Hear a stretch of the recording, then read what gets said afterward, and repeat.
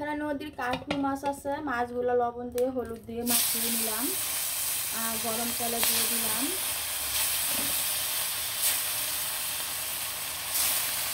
আর তেলে মাছ দেওয়ার সময় কিন্তু অনেক সাবধানে দিতে হবে, কারণ ছিটে উপরে পড়ে। আর আমাদের যারা আমরা রান্না করি তাদের হাতে তো তেলের ছিটা যে কত আছে আর কত যে কালো দাগ আছে মুখে, গলায়, হাতে, তার বলাই যায় না। যারা রান্না করে তারা কিন্তু এটা ফেস করে।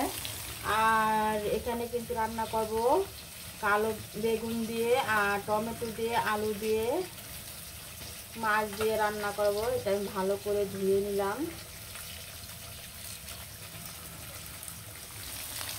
আর মাছটা কিন্তু উল্টিয়ে দিব। মাছটা ভালো করে ভাজা ভাজা হলে কিন্তু উল্টিয়ে দিব। আর এরকম কালো একটা করে কিন্তু সবার ঘরেই আছে মাছ এখানে মাছ ভাজি করার জন্য। আর এরকম কালো করিয়া না হলে কিন্তু মাছ কখনোই উঠতে যাবে না, ভেঙে ভেঙে একদম একাকার হয়ে যাবে। মাছগুলো ভাজা ভাজা হয়ে গেছে, মাছগুলো কিন্তু আবারও উঠিয়ে দিলাম। আর ভাজা ভাজা হয়ে গেলে কিন্তু মাছগুলো এখন আমি উঠিয়ে নিব। মাছগুলো এখন উঠিয়ে নিব। মাছগুলো কিন্তু উঠিয়ে নিলাম। আর এখানে গরম তেলে দিয়ে দিলাম পেঁয়াজ কুচি কুচি,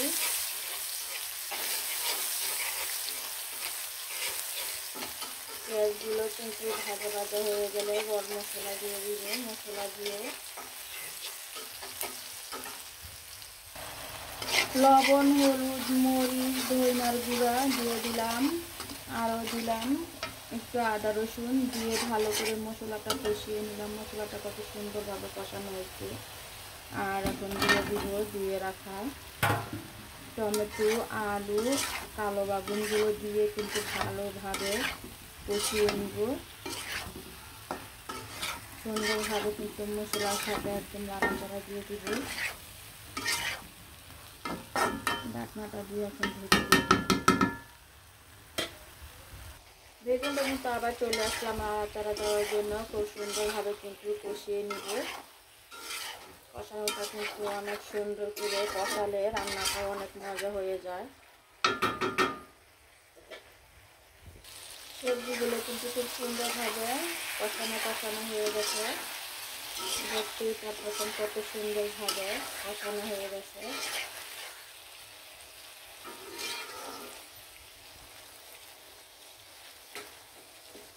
টমেটোগুলো কিন্তু সিদ্ধ হয়ে গেছে আর বেগুনগুলো সিদ্ধ হয়ে গেছে সুন্দরভাবে। মাখা মাখা করে কিন্তু কষানো হয়ে গেছে। আর টমেটোটা এইভাবে ভেঙে দিলে দেখা গেছে কি রান্নাটা আরও সুন্দর হয়, আঠালো আঠালো হয়ে যায়। আর একটু টক টক হলে কিন্তু ভালো লাগে। এটা কিন্তু দেশি টমেটো কিন্তু রান্না দিলে কিন্তু একটু টক টক হয়। এবারে দিয়ে ভেঙে দিলে খুব সুন্দরভাবে কষানো হয়ে গেছে। এখন মাছগুলো দিয়ে দিব। এটা কিন্তু নদীর মাছ, আর বাজারে কিন্তু নদীর মাছটা পাওয়া যায় না। বাজারে নদীর মাছটা ছাড়া কিন্তু আনি না। আর পরিমাণ মতো পানি দিয়ে দিলাম আর কাঁচামরিচগুলো দিয়ে দিলাম। আর কাঁচামরিচের গ্রানটা কিন্তু এইভাবে চেষ্টা করবেন রান্নাটা কষিয়ে আসার পর মাছ দেওয়ার সময় দেওয়ার জন্য, তাহলে কিন্তু কাঁচামরিচের ফ্লেভারটা খুব সুন্দরভাবে আসবে, গ্রানটাও খুব সুন্দর হয়ে আসবে। আর এখানে দেশি ধনিয়া পাতা কুচি কুচি করে নিলাম। রান্নাটা হওয়ার পর উঠানোর সময় কিন্তু দিয়ে দিব ধনিয়া পাতা। আর এখন ঢাকনা দিয়ে ঢেকে দিব। রান্নাটা কিন্তু খুব সুন্দরভাবে হয়ে গেছে। আর উপরে কিন্তু ধনিয়া পাতাগুলো ছিটে ছিটে দিয়ে দিলাম। আর ধনিয়া পাতাটা দিলে কিন্তু খুব সুন্দর একটা ঘ্রাণ আসে। ধনিয়া পাতাটা কিন্তু রান্নার স্বাদ বাড়িয়ে দেয়। সবাই ভালো থাকেন, সুস্থ থাকেন, সবসময় হাসি খুশি থাকেন। আর এরকম মজার মজার রান্না অবশ্যই রান্না করে করে খেয়ে ফেলেন। রান্নাটা কিন্তু খুব সুন্দরভাবে কমপ্লিট করে ফেললাম। এখন রান্নাটা উঠিয়ে নিব।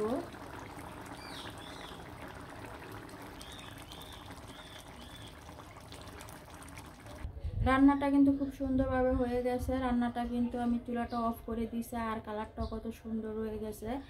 আর এত সুন্দর রান্না টিপস পেতে কিন্তু ফলো দিয়ে পাশেই থাকবেন। আর অবশ্যই লাইক কমেন্ট শেয়ার দিয়ে সাপোর্ট করে যাবেন। সবাইকে ধন্যবাদ, ভালো থাকেন সবাই।